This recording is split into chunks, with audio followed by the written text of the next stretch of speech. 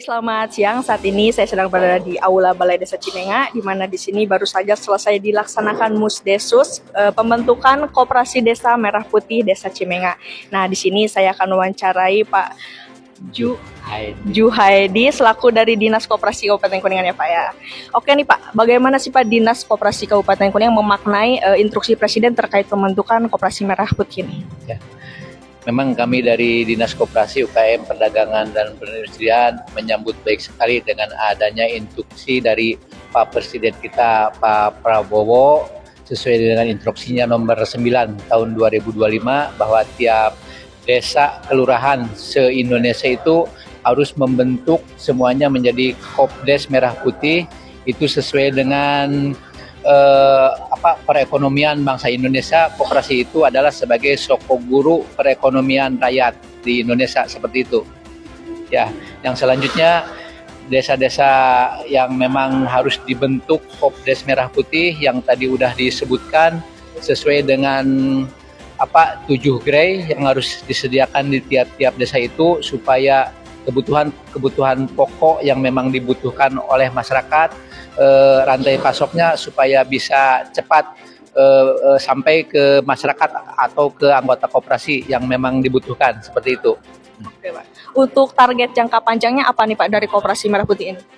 Untuk target jangka panjang supaya desa-desa itu berdaya. Jadi semua kebutuhan yang disebutkan tadi, bahan pokok, suplai pupuk, terus apotek desa, klinik desa, supaya bisa dekat, tidak terlalu jauh, mudah dijangkau, seperti itu untuk jangka panjangnya. Oke, lalu apa sih Pak dukungan dari Dinas Koperasi Kota nih, Kuningan ya Pak, untuk koperasi yang baru saja dibentuk ini?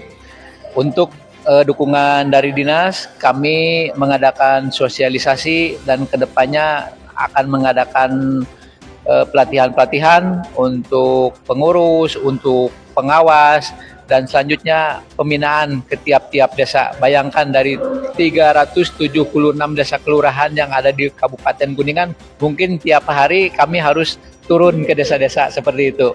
Oke, untuk sejauh ini sudah berapa desa Pak yang melakukan Musdesus ini? Sampai sekarang itu sudah ada 150-an desa yang udah Musdesus, tinggal dilengkapi berkas-berkas. Setelah berkas lengkap, kita langsung bawa ke notaris untuk diakta notariskan, seperti itu. Terima kasih Pak atas informasinya, dan selanjutnya kita akan mewawancarai Pak Yana selaku para tenaga ahli pemberdayaan masyarakat nih Pak. Oke Pak Yana, selamat siang. Selamat siang. Oke Pak, apa sih Pak prinsip pemberdayaan yang harus dijaga gitu untuk menjalankan koperasi ini agar tidak hanya sebagai formalitas instruksi dari Presiden gitu ya Pak? Oke. Salam berdesa. Alhamdulillah pada siang hari ini kita berada di Desa Cimenga melihat dan menyaksikan kegiatan Musdesus pembentukan Koperasi Desa Merah Putih yang menjadikan substansi amanah daripada instruksi Presiden berhubungan dengan pemberdayaan masyarakat. Itu yang paling utama, substansinya adalah kebersamaan. Kebersamaan di sini tidak ada yang namanya sekat, semua warga masyarakat, tidak ada batasan golongan, itu semua harus terlibat.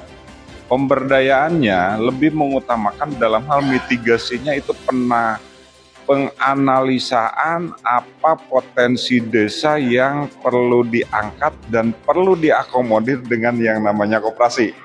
Nah, contoh pemberdayaannya seperti ini. Yang ke-1, pemberdayaan sumber daya manusianya.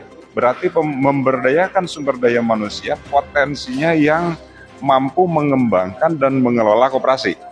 Nah, yang berhubungan korelasinya yang berhubungan dengan sumber daya alam, ya, memberdayakan sumber daya alam. Kita ingat bahwa Desa Cimenga ini dalam profil desa dan kelurahannya karakter utamanya adalah petani. Ada petani padi, ada petani kopi, ada juga petani termasuk perkebunan dan kehutanan. Nah, ini perlu diberdayakan. Nah, dalam artian korelasinya ada nyambung. Pemberdayaan sumber daya manusianya yang lebih profesional. Kalaupun belum profesional, nanti akan kita bina lebih lanjut. Kita akan tingkatkan kapasitasnya sudah mumpuni. bagaimana cara memenuhi dan menyiapkan kebutuhan sesuai profil desa tadi. Contoh, petani kopi ini yang dibutuhkannya apakah nanti dari mulai pupuk, bagaimana tata cara pemeliharaan, termasuk sampai marketingnya. Nah, kita akan bantu dari pendamping desa, termasuk kami di TA akan membantu sampai ke marketingnya kan seperti apa. Apakah skup lokal atau go public, kan gitu ya. Skala ekspor umpamanya kan gitu ya. Pesawahan tentu yang dibutuhkan di pesawahan untuk meningkatkan potensi pemberdayaannya apa? Memberdayakan potensi alam yang biasa menjadi luar biasa. Tadinya padi konvensional sekarang harus jadi padi organik kan gitu. Jadi nilai jualnya kan lebih tinggi gitu kan. Nah, dari sumber daya manusia dan sumber daya alam kita kolaborasikan dan nanti diwadahi dan ditempatkan pada apa? Koperasi Desa Merah Putih kan gitu ya. Ya, jadi ada substansi, ada regulasi, ada korelasi, outputnya seperti apa, termasuk yang paling utama nih, yang paling utama dari Koperasi Desa Merah Putih, yang paling utama bisa menyerap tenaga kerja. Betul. Jadi memang banyak yang dimanfaatkan dan bermanfaat ya Pak. Nah, betul. Ya, tenaga kerja bisa terserap, pendapatan per kapita bisa naik dengan adanya produksi yang meningkat. Dan juga nih PAD, pendapatan asli desa kita bisa dongkrak. Betul. Dari apa? Output itu. Jadi outcome-nya dari Koperasi Desa Merah Putih itu sangat luas dalam hal pemberdayaan sesuai pertanyaan tadi. Betul. Ya. Jadi memang harapannya sangat besar sekali ya Pak. Betul. Pembentukan koperasi ini. Untuk Ya. sumber anggaran koperasi ini dari mana sih Pak? Sahabat desa di seluruh Indonesia, sumber anggaran untuk pembentukan koperasi dan berjalannya koperasi itu yang paling utama adalah dari simpanan pokok. Simpanan pokok dan simpanan wajib itu yang ke satu.